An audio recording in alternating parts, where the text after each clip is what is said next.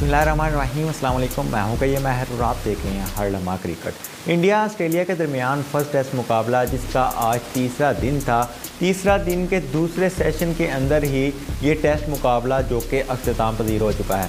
पहले first innings में Australia की टीम ने 177 रन बनाए थे, जबकि इंडिया की टीम ने निस्बतन अच्छी बैटिंग करते हुए 400 रन का मजबूआ तरतीब दे दिया था। फिर उसके अलावा ऑस्ट्रेलिया की टीम दोबारा बैटिंग करती है और सिर्फ 91 पर सारी टीम डेर हो जाती है और बाआसानी टीम इंडिया 132 रन और इनिंग के मार्जिन से शिकस्त खा बैठता है।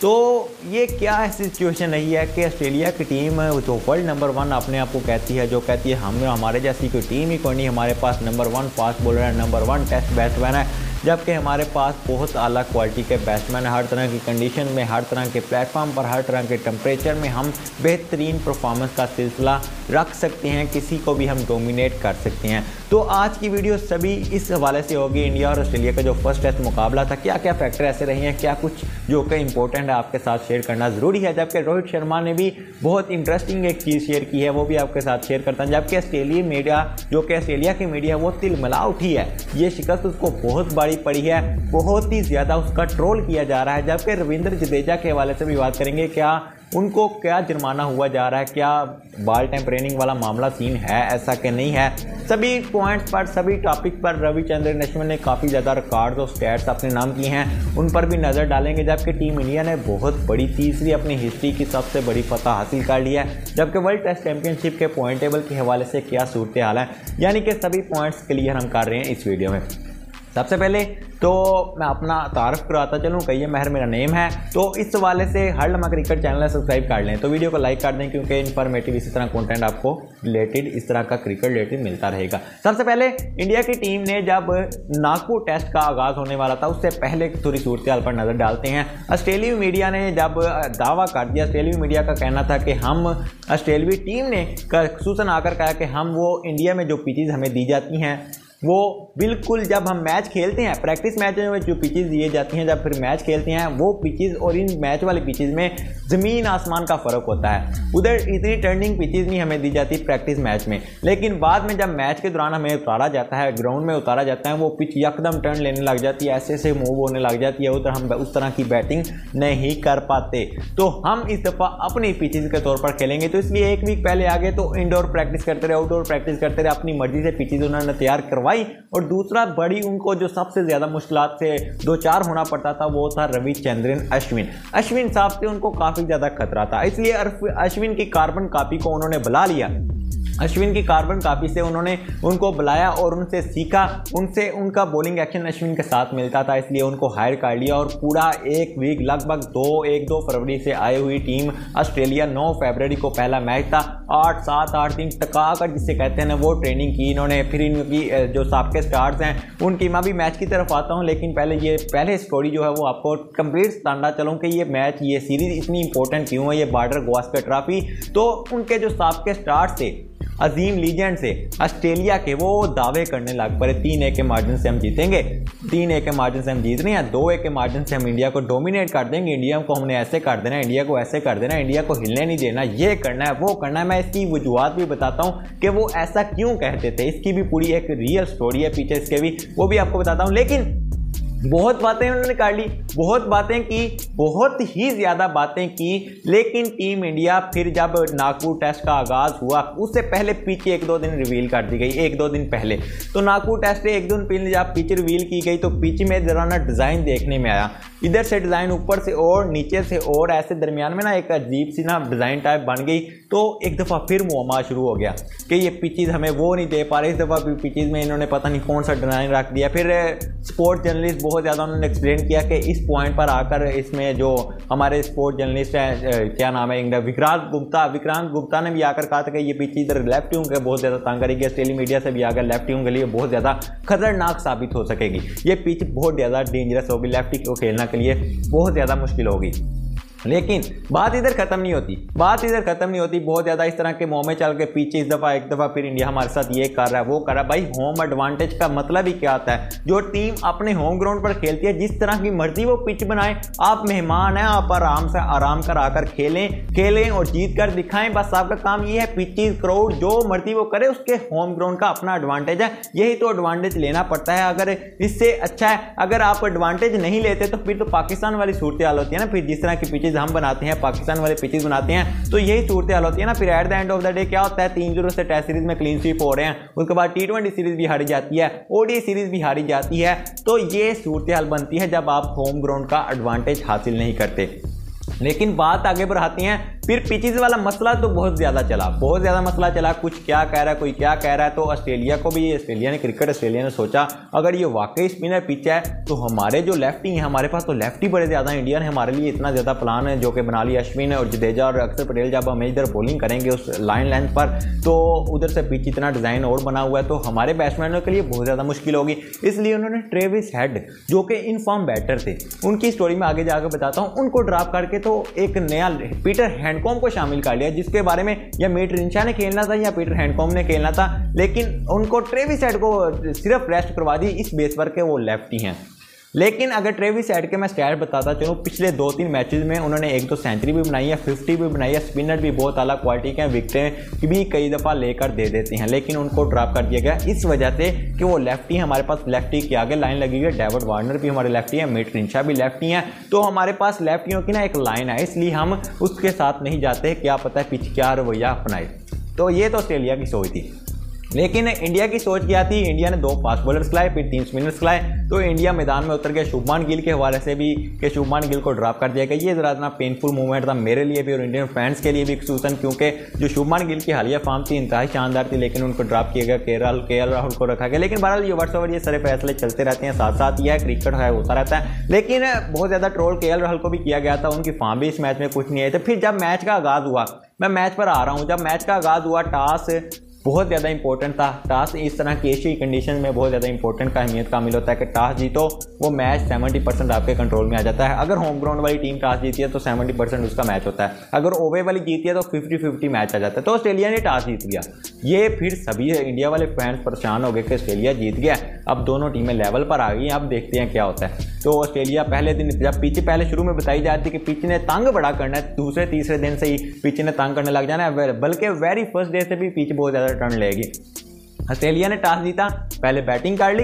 बैटिंग जब उनके पहले 2 बॉलों पर 2 आउट, बड़े आउट, पहले तो मोहम्मद शमी ने बोल्ड कर दिया डेविड वार्नर को, उससे पहला जो आउट हुआ उस्मान ख्वाजा को आउट किया गया, उन्होंने किया जो मोहम्मद सिराज थे, बहुत शानदार किस्म की डिलीवरी थी। लेकिन इस पर भी ऑस्ट्रेलियाई मीडिया ने आकर एक बुंचाल अपना दिया कि ये बॉल DLS इनका गलत है, ये बॉल तो बाहर की तरफ जानी थी, ये अंदर की तरफ कैसे आ गई, यानी कि DLS को भी चैलेंज कर दिया। यहाँ तक ऑस्ट्रेलियाई मीडिया पागल हो चुकी है। पहले कह रही थी कि पिचेस इतनी बुरी बनाते हैं, पिचेस हमें उस तरह की नहीं प्रोवाइड करते, फिर कह रही हैं कि ये पहला ही आउट जो है ना ये DLS से इनका गलत है, बॉल अंदर को जानी थी, ये बाहर को कैसे चलेगी। अभी ये 2 इल्ज़ाम हो गए हैं क्रिकेट ऑस्ट्रेलिया का, अभी और भी उन्होंने लगाने हैं, वो भी हम आगे जाकर बात करते हैं। लेकिन 2 बॉलों पर 2 रन पर 2 खिलाड़ी आउट हो गए। डेविड वार्नर को भी क्या लेवल की बॉल पर मोहम्मद शमी ने बोल्ड कर दिया, जिसे जितनी बार रिप्ले करके देखें तो उतनी बार ज़्यादा मजा आ जाए। इधर कॉपीराइट का मसला आ सकता है, इसलिए मैं आपके साथ इधर वीडियो शेयर नहीं करा। आप जाकर BCCI के ऑफिशियल यूट्यूब, BCCI ऑफिशियल जो है उनके ट्विटर अकाउंट, उनके फेसबुक अकाउंट कहीं भी जाकर देख सकते हैं। फिर 2 आउट होने के बाद 2 रन पर 2 खिलाड़ी जब आउट थे, फिर स्टीव स्मिथ आते हैं, दूसरी तरफ मार्नस लबुशेन आते हैं। दोनों ही बड़े टैलेंटेड वेल प्लेड खेलने वाले बैट्समैन है, क्योंकि एक ICC की रैंकिंग पर नंबर 1 पर है मार्नस लबुशेन, ICC की रैंकिंग में नंबर 2 पर है स्टीव स्मिथ। दोनों ही ज़बरदस्त, दोनों की फॉर्म भी ज़बरदस्त। दोनों ने आगाज़ जहां 2 पर 2 आउट थे, अच्छा खासा आगाज़ फराहम किया तो वो 84 तक स्कोर ले गए, तो 76 तक ले गए, 72, 74, 76 पर ले गए, 74 की पार्टनरशिप इनकी हो गई और लंच का वक्फा हो गया पहले दिन का। तो जब फिर लंच का वक्फा हुआ, सभी इंडियन फैंस परेशान हो गए कि ये स्कोर जो है ये कहीं ऐसा ना हो कि ये 300 से ऊपर चले जाए, तो इंडिया के लिए मुश्किलात बढ़ जानी थी, क्योंकि इंडिया की दूसरी बारी थी, चौथी बारी में स्कोर अगर ज़्यादा टारगेट चेज करने के लिए मिल जाता तो परेशानी बन सकती थी।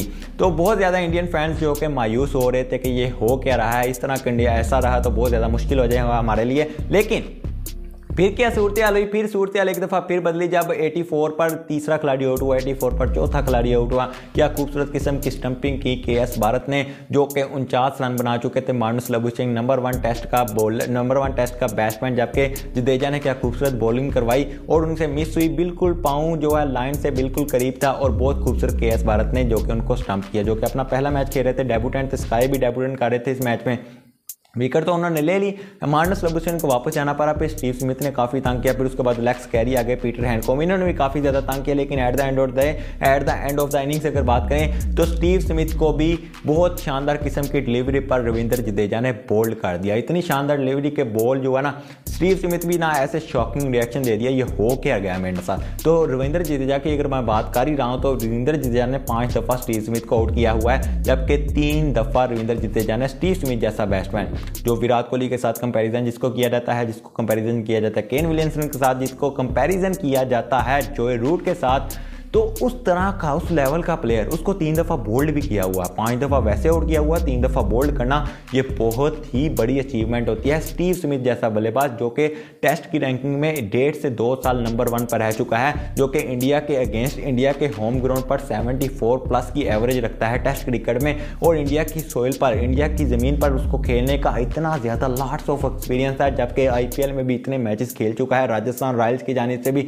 इतना ज़्यादा खेल चुका है। उसको 5 दफ़ा रविंद्र जडेजा ने आउट किया हुआ, 3 दफ़ा बोल्ड किया हुआ है। बहुत ही अच्छे स्टैट्स हैं रविंद्र जडेजा का, जो कि हमारे पास जो स्टीव स्मिथ के हवाले से। उसके बाद लेक्स कैरी आती हैं, वो भी पूरे मैक्सवेल बनते हैं, कभी शॉट इधर को लगा रहे हैं, कभी इधर को लगा रहे हैं, मतलब मैक्सवेल वाले शॉट दोनों तरफ से, तो वो भी अच्छी खासी बैटिंग करते हैं। पीटर हैंडकॉम्ब भी थोड़ा सा चार्ज करते हैं। तो eight the end of the innings अगर बात करें 177 पर ऑस्ट्रेलिया की टीम पूरी ढेर हो जाती है। 5 विकेटें जो लेते हैं रविंद्र जडेजा लेते हैं, 3 विकेटें अश्विन लेते हैं, वो अश्विन जिसकी कार्बन कॉपी से ये तैयारी कर करके थक गए थे। 7-8 दिन बेचारे लड़के को क्या उसने पदा मार दिया था, उनकी प्रैक्टिस करते रहे थे उस कार्बन कॉपी की, अश्विन के जो कार्बन कॉपी है। लेकिन अश्विन फिर भी 3 विकेट लेगा। शुरू में आकर थोड़े रन अश्विन ने दिए थे, लेकिन बाद में स्टेबल हो गया था। इस मैच में एक विकेट जो मोहम्मद सिराज ने ली, जो उस्मान ख्वाजा वाली, 1 विकेट डेविड वार्नर वाली जो कि मोहम्मद शमी ने ली। 3 आ गई अश्विन के हिस्से में, 5 आ गई रविंद्र जडेजा के। 177 पर वर्ल्ड नंबर 1 जिसे दुनिया क्रिकेट, जिसे ICC नंबर 1 मानता है, वो 177 पर ढेर होगी। हालांकि टॉस जीती, हालांकि मैच की कंडीशंस उनके हक में, लेकिन मैच जो भी था 177 पर ढेर होगी। अब इंडिया का इम्तिहान शुरू होने वाला था, क्योंकि पहली बार से वेरी फर्स्ट डे से जब बॉल हमने देखी, मोहम्मद शाबी ने भी क्या शानदार किस्म की बॉल जो है स्विंग कर रहे हैं, सिराज भी क्या स्विंग करके जो अंदर को बॉल आई थी। उसके अलावा अगर बात करें अश्विन और जडेजा को भी काफ़ी ज़्यादा पीछ से मदद मिल रही थी। तो इंडिया के लिए भी बड़ा इम्तिहान था, लेकिन एक सेशन था, एक सेशन गुजारना था, जैसे मर्जी गुजारना था। लेकिन जब रोहित शर्मा और KL राहुल ओपनिंग के लिए आए, दोनों ने ही आते सार बुनचाल मचा दिया। दोनों आए और आते सार ऑस्ट्रेलिया को बता दिया, भाई आप कहाँ बैटिंग कर रहे हैं, ये इंडिया का होम ग्राउंड है, इधर इंडियन बल्लेबाजों ने नहीं चलना तो किसने आकर चलना है। तो रोहित शर्मा ने बहुत शानदार आगाज़ फराहम किया और आते सार ही पहले ओवर में 4 बॉलों पर 3 चौके, जो कि पैट कमिंस नंबर 1 टेस्ट का बॉलर, जो कि ऑस्ट्रेलिया का कैप्टन भी है, उसको 3 चौके मारकर अपने खतरनाक जो है अज़ाइम जाहिर कर दिए कि भाई मैं इस मैच में किसी को छोड़ने वाला नहीं हूँ। बहुत शानदार किस्म की बैटिंग की, एक पुल शॉट भी लगाकर छक्का लगाया। पैट कमिंस की बॉल पर छक्का लगाना बहुत ज़्यादा डिफिकल्ट होता है, बहुत डेंजरस बल्लेबाज है, लेकिन रोहित शर्मा को पुल बॉल करवाएंगे तो वो पुल ही करेगा। तो कमाल का छक्का लगाया तो रोहित शर्मा ने लगाया। लेकिन दूसरे एंड पर फिर जब मैच का एक दिन का अख्ताम होने वाला था, सेकंड लास्ट ओवर था, तीसरी या चौथी बाल थी, आई थिंक चौथी बाल थी, तो उस मौके पर KL राहुल साहब को पता नहीं कौन सा कीड़ा लड़ा जिसे कहते हैं। अगर KL राहुल के उससे पहले की बात करें, अभी रोहित शर्मा 50 करके हट गए थे, रोहित शर्मा की 50 होगी, KL राहुल ने 17.3 ओवर के बाद पहली बाउंड्री लगाई है। 17.3 ओवर हो चुके थे टीम के। उस वक्त रोहित शर्मा साहब 50 बना चुके थे। KL राहुल को पता चला कि चौका भी, बैट से चौका भी लगाया जा सकता है। फिर KL राहुल ने चौका लगाया। रोहित शर्मा ने शायद उसके कान में आकर कहा, भाई चौका भी लगा दे, बैट से चौका लग जाता है। तो फिर रोहित शर्मा ने KL राहुल ने पहला चौका लगाया। हालांकि जब 20 बालें अपनी खेल गया, फिर पहली सिंगल ली थी रोहित शर्मा, जो कि KL राहुल ने। तो फिर क्या ऐसा हुआ कि जब रोहित शर्मा भी 50 बना चुका, सेकंड लास्ट ओवर दिन का रह चुका, जब लगभग आप कह सकते हैं 8 से 9 बालें रह गई, 8 बालें रह गई, 9 बालें रह गई, 9वीं बाल जो सेकंड 9वीं जो कि लास्ट 9वीं बाल थी, उस बॉल पर केएल राहुल को पता नहीं क्या सूझी, पता नहीं उनको चाय की तलब थी, पता नहीं उनको भूख लग गई थी, यानी कि कुछ ऐसा है था, शायद उनको वॉशरूम आया था, आसानी ऐसे कैच पकड़ाया। जो मरफे डरफे शरफे हैं जो कि टोड मरफे साहब, उनको कैच पकड़ाया, लो भाई पकड़ो भाई मरफे साहब, मैं वापस जाने की तैयारी कर रहा हूँ, आप कैच पकड़ो तो मैं जा रहा हूँ। तो बंदा पूछे, इतना in form batter Shubman Gill, इतनी शानदार उसकी फॉर्म, टेस्ट में सेंचुरी, ओडीआई में जनवरी में टेस्ट में सेंचुरी आई, दिसंबर में ओडीआई में सेंचुरी आई, जनवरी में डबल सेंचुरी ओडीआई में आई, टी20 में भी जो कि फेब में जाकर सेंचुरी बना दी। इतने शानदार हालिया कुछ अरसे से उस लड़के के स्टैट, डबल सेंचुरियाँ तक आ रही हैं, सेंचुरियाँ तक आ रही हैं, उसको बाहर कर दिया गया है। आपको तरजीह दी गई है केएल राहुल को, लेकिन आपने क्या किया, आप फ्लॉप हो गए यार। इस तरह की बैटिंग करते हैं। इस पर बहुत ज़्यादा ट्रोल किया गया, 22 करोड़ 20 करोड़ पता नहीं कितने करोड़ आवाम का ये सवाल था कि KL Rahul, why KL Rahul playing 11 में केएल राहुल शामिल ही क्यों, क्या वाइस कैप्टन है इस वजह से उसको खिलाया गया, यानी कि बहुत महज मुआसा आया। लेकिन ठीक है, फ्लॉप हो गए। लेकिन दूसरे एंड पर फिर अश्विन साहब आए तो 8-9 बॉलें थी, वो खेले तो भाई दिन का अख्ताम हो चुका है। इंडिया की टीम जो है 74 पर पहुंच चुकी, तो 77 पर पहुंच चुकी, 100 रन रह गए। अगले दिन पर टीम इंडिया दोबारा फिर वापस आई। ये डे 2 की बात है, डे 2 में आ जाते हैं। डे 2 में जब टीम इंडिया वापस आई तो टीम इंडिया के जो लक्षण ही ना, वो कहते हैं बहुत डेंजरस थे, क्योंकि 100 रन रह गए थे पीछे। रोहित शर्मा साहब और अश्विन साहब लगे थे जो कि नाइट वॉचमैन के तौर पर आए थे चेतेश्वर पुजारा की जगह। तो दोनों ने बड़ी ज़बरदस्त किस्म की बैटिंग की। जो कि अश्विन साहब तो ऐसे ड्राइवें पीछे की ऐसे खेल के तो चौके लगा रहे थे, चौके भी उन्होंने लगाए। 23 रन बनाने के बाद अश्विन साहब तो चलते बने, तो नाइट वॉचमैन इतनी स्कोर करता है वो चले गए। लेकिन उसके बाद चेतेश्वर पुजारा आते हैं, वो भी 1 रन बनाकर मरफे डरफे शरफे को विकेट दे बैठते हैं। उसके बाद आगे आते हैं कोहली साहब, एक चौका 1-2 लगाते हैं, तो लंच वगैरह का अख्ताम, लंच वगैरह हो जाता है। उधर रोहित शर्मा साहब पिछले दिन जो कि डे 1 पर 70 लगभग 69 बॉलें खेलते हैं, 56 बॉल रन बनाते हैं, एक छक्का भी लगाते हैं, 8 चौके भी लगाते हैं। वो बड़ी अच्छी फॉर्म में चल रहे थे। दूसरी तरफ वो चार्ज भी करते रहते हैं, 80 के करीब स्कोर आ जाती है। फिर एक तरफ विराट कोहली आ जाते हैं, उनके भी लगभग कह सकते हैं 8 रन होते हैं, 2 चौके बड़े खूबसूरत लगाते हैं। तो लंच के बाद जब वापस दोनों आते हैं, टीम इंडिया का स्टैट जो है वो 3 आउट हो जाते हैं, लगभग 100 का स्कोर जो है क्रॉस हो जाता है। लंच के बाद दोनों आते हैं, विराट कोहली साहब आकर आउट हो जाते हैं, कैच पकड़ा देते हैं। आकर विराट कोहली साहब आते सारना आउट हो जाते हैं। दूसरी तरफ रोहित शर्मा एक एंड को संभाले होते हैं। उसके बाद चेतेश्वर पुजारा तो पहले ही आउट हो गए, उसके पहले तो रविचंद्रन अश्विन भी आउट हो गए, केएल राहुल भी पीछे आउट हो गए थे। उसके बाद रोहित शर्मा के साथ निभाने के लिए इनके आगे जडेजा साहब आ जाते हैं। ये दोनों की जोड़ी काफ़ी ज़्यादा जमती है, दोनों की बैटिंग जो है ना अच्छी खासी। पीछे भी दरमियान में स्काई भी है, स्काई का डेब्यूटेंट होता है, स्काई भी दरमियान में आ जाते हैं। स्काई आकर बैटिंग करते हैं, केएस भारत स्काई के बाद आते हैं। तो स्काई आते हैं तो भाईजान पहली बॉल पर ही चौका लगाते हैं। टी20 का जब डेब्यूट किया था छक्का लगाया था, टेस्ट का डेब्यूट किया, पहली बॉल पर चौका लगाया। तो फिर एक और 4 रन और बनाने के बाद 8 रन बनाने के बाद बोल्ड खेलने के चक्करों में बोल्ड जो कि गंजे साहब हैं, क्या नाम है उनका, नाथन लाइन साहब, उन्होंने बड़ी शानदार डिलीवरी करवाई थी। स्काई बोल्ड हो गया, स्काई ने भी मायूस किया। 8 रन बनाने के बाद डेब्यूटेंट पर फ्लॉप होकर चलते बने। केएस भारत आए तो वो भी फ्लॉप होकर चलते बने। शायद जडेजा पहले आए थे, केएस भारत बाद में आए थे। जडेजा साहब रोहित शर्मा के दरमियान अच्छी खासी पार्टनरशिप लगी, केएल इन दोनों के दरमियान अच्छी खासी पार्टनरशिप लगी है, तो अच्छी खासी तो पार्टनरशिप लग गई। रोहित शर्मा ने भी अच्छा खासा साथ निभाया, उधर जडेजा साहब भी चार्ज करने लग पड़े। फिर रोहित शर्मा साहब जो कि 120 रन बनाने के बाद जो कि उनके ऑस्ट्रेलिया के कैप्टन है पैट कमिंस की बॉल पर बोल्ड हो गए, वो भी आउट हो गए। स्कोर अच्छा खासा ऑस्ट्रेलिया का पहुंच गया। जब केएस भारत आए वो भी आते सारे आउट हो गए, तो आते ही वो भी आउट हो गए, रोहित शर्मा भी आउट हो गए। उस वक्त 60 की लीड थी इंडिया की, जस्ट इंडिया 60 स्कोर 240 लगभग स्कोर थी, 60 स्कोर ऑस्ट्रेलिया के ऊपर चढ़ा चुका था। अब इधर सवाल ये था, क्या अक्षर पटेल जडेजा के साथ उस तरह का कंटिन्यू कर सकेंगे? फिर अक्षर पटेल आते हैं, अच्छी खासी बैटिंग करती हैं, वो भी अपनी धूम मचाती हैं। जडेजा साहब और अश्विन दोनों लास्ट दिन दूसरे दिन के अख्ताम तक खेलते रहते हैं, दोनों ही 50 बना देते हैं। 7 इंडिया के आउट हुए थे हैं, लेकिन ये दोनों बड़ी ज़बरदस्त शानदार किस्म की फॉर्म दिखाते हैं, हर तरह की शॉट्स खेलते हैं। कैचेज भी इनके ड्रॉप होते हैं, स्मिथ साहब इनके दो कैचेज ड्रॉप करते हैं, लेकिन ये फिर भी डटे रहते हैं। तो इतनी शानदार किस्म की बैटिंग और इंडिया के 124-25 की इंडिया को लीड मिल जाती है, दिन का दूसरे दिन का अख्ताम हो जाता है। तीसरे दिन का आज खेल आगाज़ होता है, तीसरा दिन आ चुका, तीसरे दिन का खेल का आगाज़ होता है। ये दोनों बड़ी शानदार किस्म की बैटिंग करती हैं। 70 रन पर जडेजा आउट हो जाते हैं। डरफे मरफे शरफे जो कि टोड मरफे साहब हैं, उनकी बॉल अंदर को आ जाती है। जडेजा साहब बैट ऊपर कर देते हैं, बॉल निकल जाती है और बोल्ड हो जाता है। जडेजा को समझ नहीं आती है, शायद बाहर की तरफ ही जाएगी, लेकिन वो अंदर की तरफ स्विंग हो जाती है, तो जडेजा साहब आउट होते हैं। फिर उसके बाद आ जाते हैं मोहम्मद शमी। मोहम्मद शमी आ जाते हैं 8 आउट होने के बाद मोहम्मद शमी आते हैं। तो मोहम्मद शमी की भी क्या क्लास किस्म की बैटिंग करते हैं।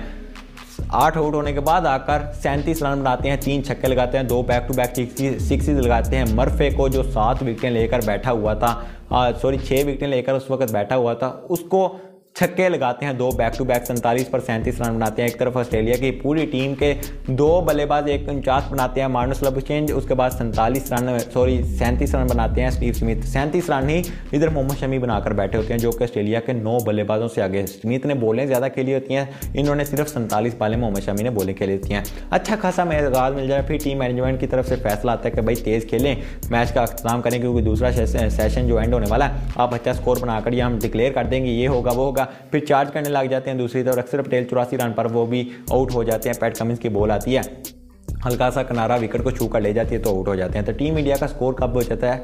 400 स्कोर हो जाता है। 400 स्कोर पर टीम इंडिया पहुंच जाती है। 223 की लीड ऑस्ट्रेलिया के ऊपर चढ़ जाती है। ये बहुत बड़ा क्वेश्चन था कि ऑस्ट्रेलिया जहां 177 पर ढेर होगी, क्या 223 की लीड उतार पाएगा? ये वो क्वेश्चन था जो बहुत ही इंपॉर्टेंट था। इसका जवाब हमें अगले ही सेशन में मिल गया। एक सेशन हो गया, उसके बाद दूसरे सेशन का आगाज़ हुआ।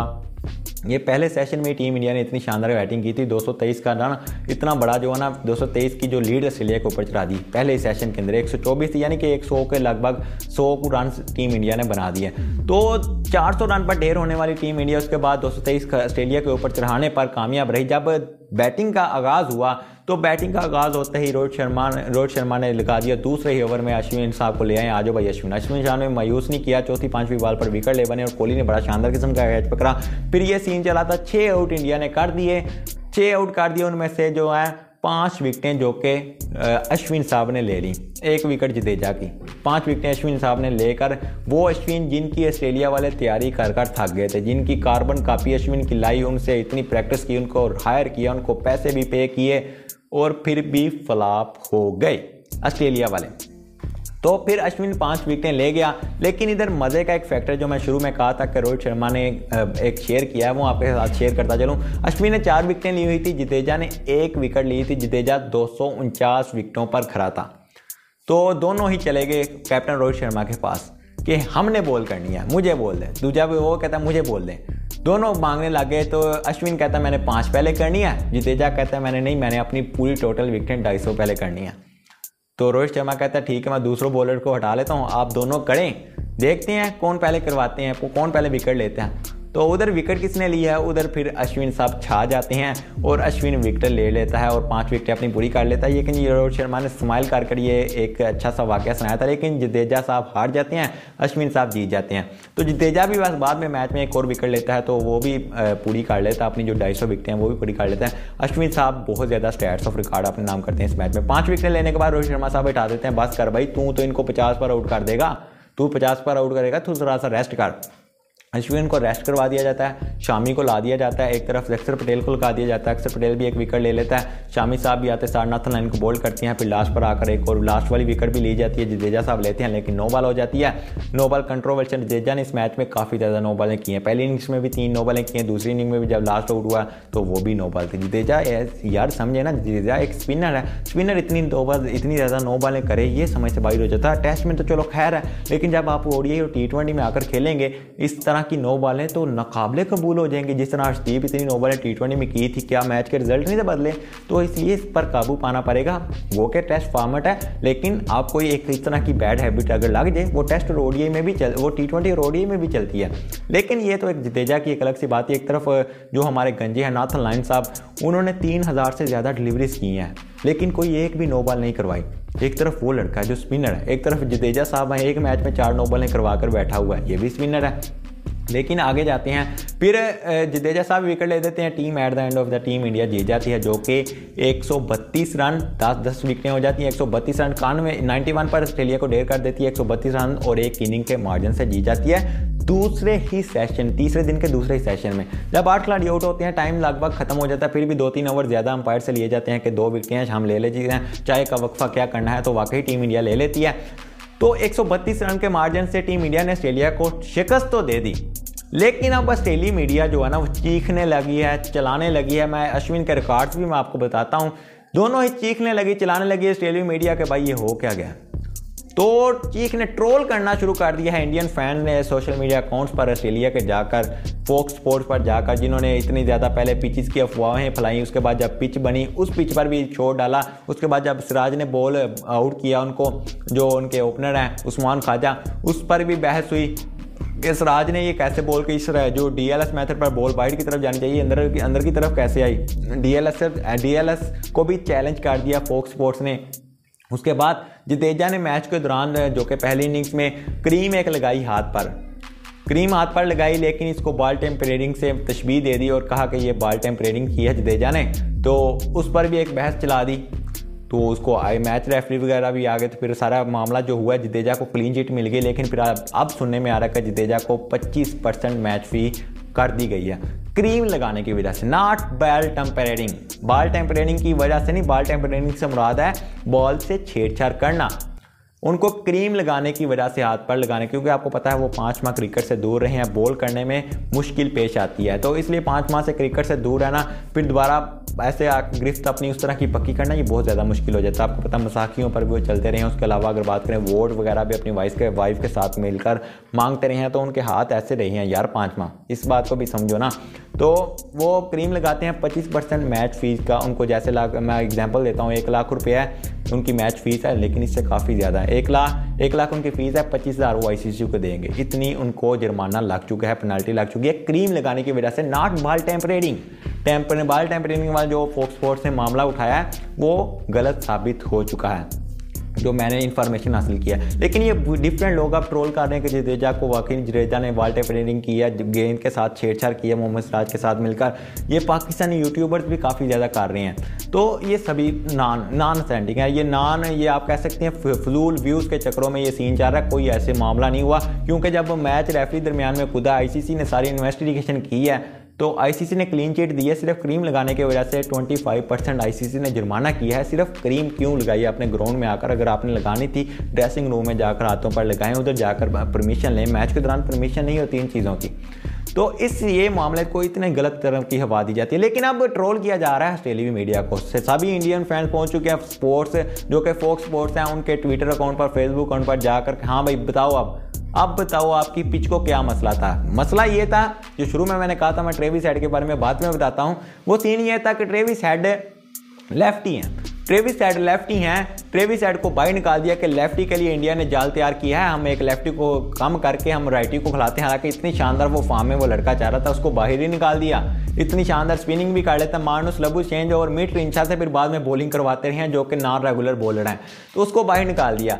तो एक तरफ इंडियन बल्लेबाज हैं जो कि रविंद्र जडेजा, अक्षर पटेल ने 84 बनाए थे, रविंद्र जडेजा ने 70 रन बनाए थे, ये भी दोनों लेफ्टी थे, उसी पिच पर, उसी कंडीशंस पर। यानी कि ये तो उसके बाद आकर बैटिंग इन्होंने की है, उन्होंने तो पहली इनिंग में बैटिंग की है ऑस्ट्रेलिया वालों ने, तो इतनी शानदार ये बैटिंग कर सकते हैं ये लेफ्टी होकर, तो उनको क्या मसला। अब तो पिच का तो कोई बहाना नहीं ना, क्योंकि डिज़ाइन बना हुआ लेफ्टी साइड पर। अगर लेफ्टी जो आपके सारे फ्लॉप हो गए हैं, इसमें इंडियन जो बल्लेबाज हैं उनका क्या कसूर है भाई। इंडियन बल्लेबाज ने तो उधर अच्छी खासी बैटिंग की है, तो पिच के तो एक्सक्यूजेस खत्म हो जाने चाहिए थे। अगर होता ये सीन होता, आपके सारे लेफ्टी उधर ढेर हो जाते, इंडियन के भी लेफ्टी उधर खेल ना पाते, फिर तो आप ये मुद्दा उठाते कि लेफ्टी इधर नहीं खेल पा रहा, इन्होंने पिच के साथ ड्रामा किया है। जब उधर आपके लेफ्टी नहीं चल पाए तो इसमें इंडिया वालों का क्या कसूर है भाई?